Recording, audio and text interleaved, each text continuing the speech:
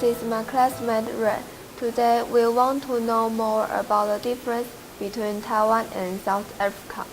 Most people in Taiwan speak Chinese and Taiwanese. Is English the only language spoken in South Africa?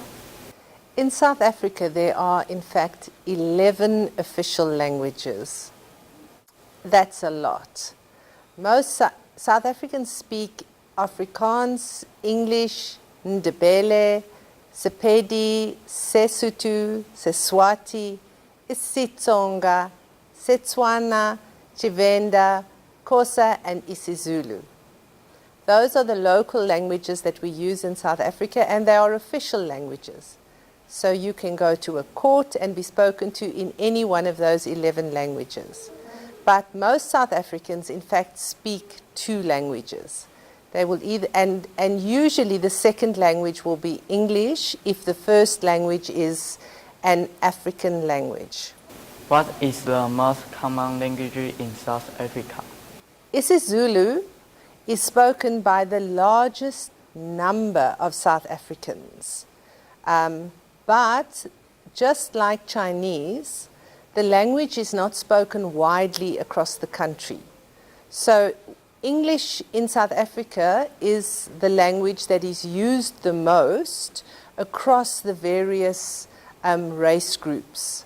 So it is a very portable language and commonly used by all the groups in South Africa. It is in fact our unofficial national language. What language do students in South Africa need to learn at school?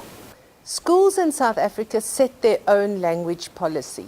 So students in elementary schools will always go to school in the first few years in their mother tongue, and then English starts coming into the school. At high school, most students will complete their senior phase speaking a local African language plus English. Some will even take Afrikaans as a third language. There are many multilingual students in the country speaking at least 3 languages. Some South Africans, in fact, speak all 11 official languages. Road signs in Taiwan are written in both Chinese and English. How about in South Africa? Road signs in South Africa are only in English. But what makes the country so interesting is that there are so many of the road signs that in fact incorporate the names of places and buildings that are known in their official original language. So you would have eMatlatleni, that is not an English word, but because the town is named eMatlatleni, eMatlatleni would be on the road sign. So there isn't an English translation on the road sign. We use the original language. And in fact, as South Africans, we all know the local names of places, so we don't need English translations. And then, of course, sometimes on our roads, words are not really necessary. So you would find a road sign with just a buck or a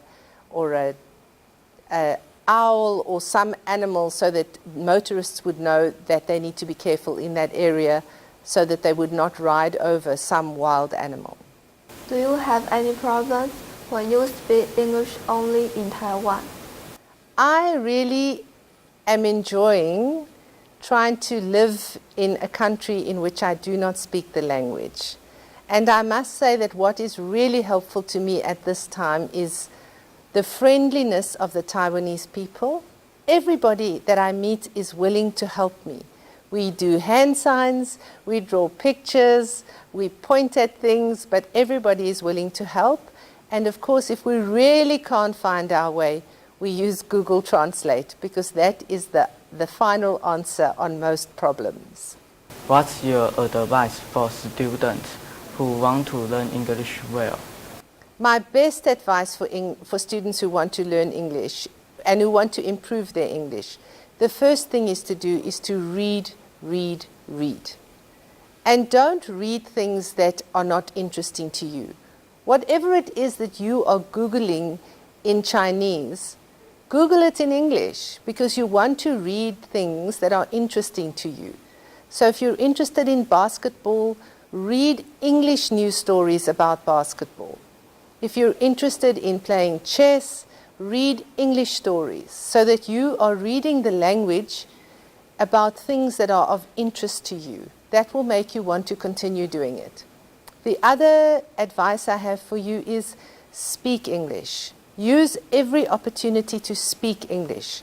So when you see me or any other English speaker around town, make an effort to speak to us so that, because practice makes perfect. The more you do something, the better you will be at it.